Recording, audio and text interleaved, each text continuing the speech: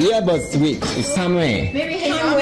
참외. Yeah. 동남아시아를 듣게 되신다면 몇몇 떠오르는 이미지가 있으실 겁니다. 그 이미지 중에는 열대 기후를 지녔다는 것과 과일은 빼놓지 않고 등장하는 이미지일 듯한데요.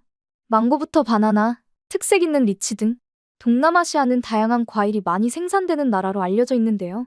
그 덕분에 해당 나라에서는 저렴하게 과일을 먹을 수 있는 것으로 알려져 있기도 합니다. 이렇게 과일이 많은 나라이다 보니 한국의 과일이 동남아시아에서 판매되고 있다는 것이 놀라움을 선사하는데요. 더군다나 고급 과일로 치부된다는 것이 2차적으로 놀라게 만들죠. 심지어 한국 과일의 가격 덕분에 부유층을 상징하는 대표 과일이 되기도 했습니다. 하지만 한국 내에서는 계절마다 당연히 먹는 과일 중 하나라고 하는데요. 과연 어떤 과일이 해외에서 이런 지대한 관심을 받고 있으며 그 이유는 무엇일까요? 현재 해외에서는 이제 한국이라는 단어가 들어가기만 하면 관심을 가지고 있는데요. 특히 미디어와 결부된 곳에서 관심을 보인다는 것은 누구나 알고 있는 사실입니다. 하지만 최근 들어서는 새로운 분야까지 관심을 보이고 있다고 하는데요. 바로 과일입니다. 국내에서는 한국 과일이 그렇게까지 해외에서 인기가 있을 것이라고 생각하지 않으실 텐데요. 놀랍게도 한국 과일은 해외에서 큰 사랑을 받고 있습니다.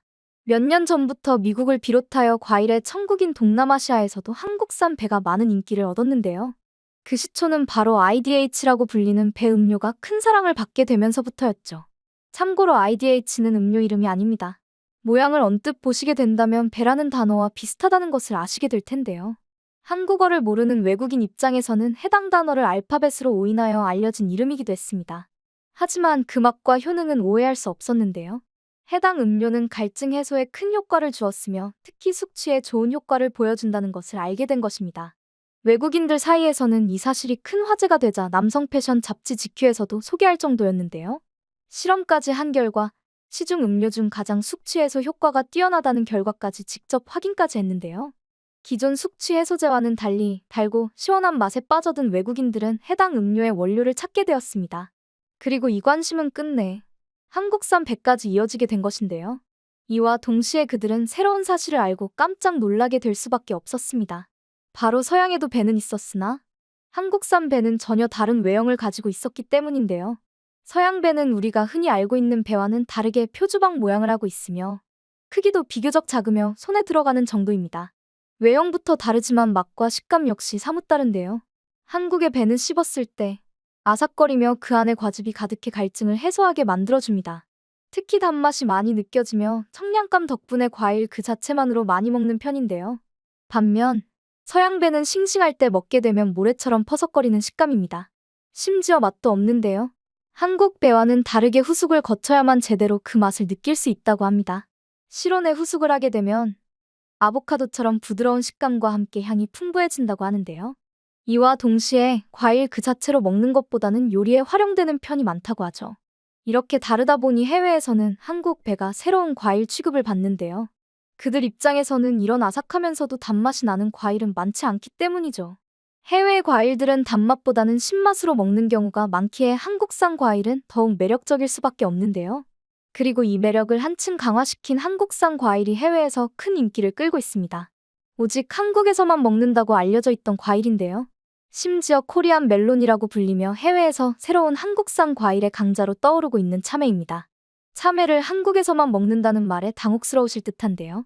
아삭하면서도 달디단 참외의 맛을 이제까지 해외에서 알지 못했다는 것이 전혀 이해가 되지 않으셨을 겁니다. 더군다나 참외의 원산지로 북아프리카 사하라로 추정되는 만큼 해외에서 먹지 않는다는 것이 이해가 되지 않으실 텐데요. 사실 한국에서 현재 먹는 참외는 개량된 품종입니다. 해외에서 한국으로 들여왔을 때 참외는 현재의 외형과는 사뭇 다른 모습을 띠고 있었는데요. 우리가 흔히 알고 있는 노란색이 아닌 수박처럼 초록색을 띠고 있었으며 이름에서 확인할 수 있듯이 오이와 다를 바 없었습니다. 그나마 다른 점이라면 오이에 비하여 단맛이 조금 더 있을 정도였다는 건데요. 그래서인지 당시 참외를 알고 있던 해외에서도 참외보다는 멜론이 더 인기를 끌었습니다. 부드러운 식감과 함께 단맛이 강한 과육은 참외를 생각나지 않게 만들었는데요. 일본과 중국 역시 참외보다는 멜론이 더 인기를 끌었고 결국 참외 재배가 줄어들게 되었습니다. 이와 함께 판매조차 하지 않게 된 것인데요.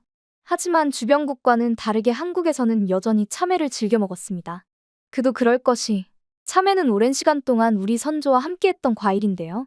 많은 사람들이 조선시대쯤에 일본에서 참외가 수입되었다고 생각하는 경우가 많지만 삼국시대 혹은 그 이전부터 들어와 통일신라 시기에 이미 재배가 일반화된 것으로 추정하고 있습니다.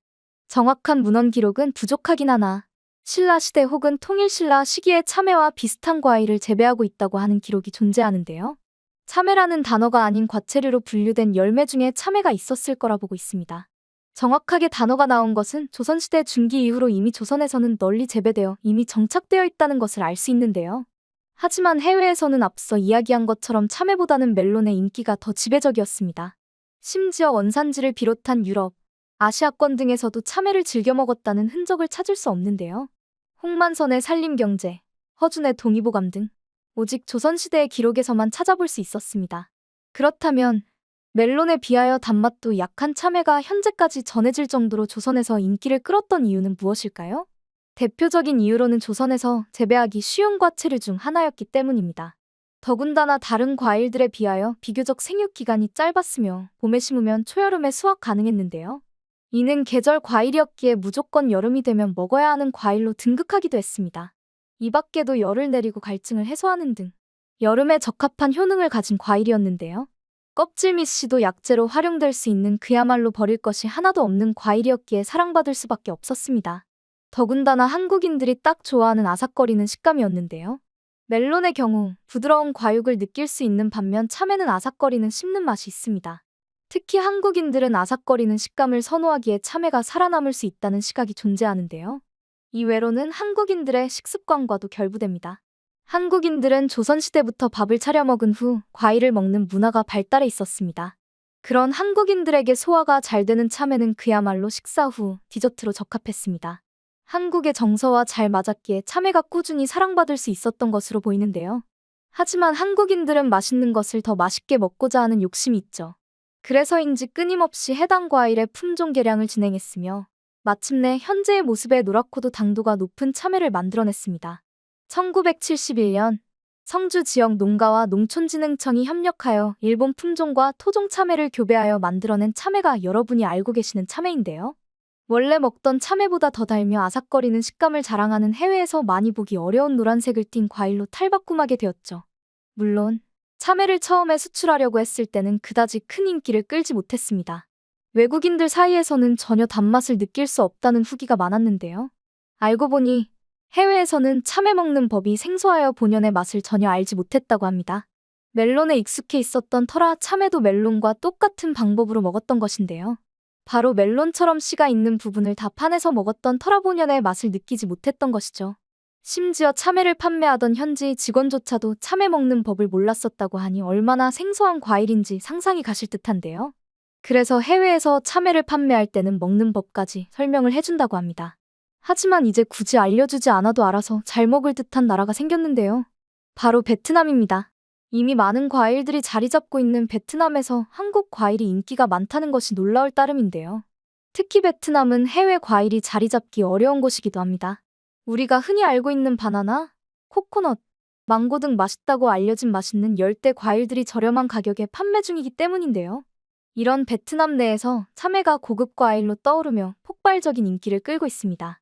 베트남의 경우 설명절 기간에는 고급 과일을 제사상에 올리는 문화가 존재하는데요. 이때 한국 과일의 인기가 높아진 것입니다. 작년만 하더라도 전년에 비하여 판매량이 20% 올라가며 인기를 입증해냈는데요. 그도 그럴 것이 베트남에서는 AI 선별기를 통하여 참외를 까다롭게 품질 검사를 해왔습니다. 색깔, 당도, 수분 함량, 병의 여부 등 실시간으로 분석하는 것으로 알려졌는데요. 이런 까다로운 품질 검사로 인하여 해외 과일들이 베트남 내에서 많은 사랑을 받기 어려웠습니다. 하지만 참외는 이런 검사들을 모두 통과하고 고급 과일로 정착하게 된 것인데요. 이런 인기 덕분에 참외는 동남아에 선박제 수출하는 지경에 이르게 되었습니다.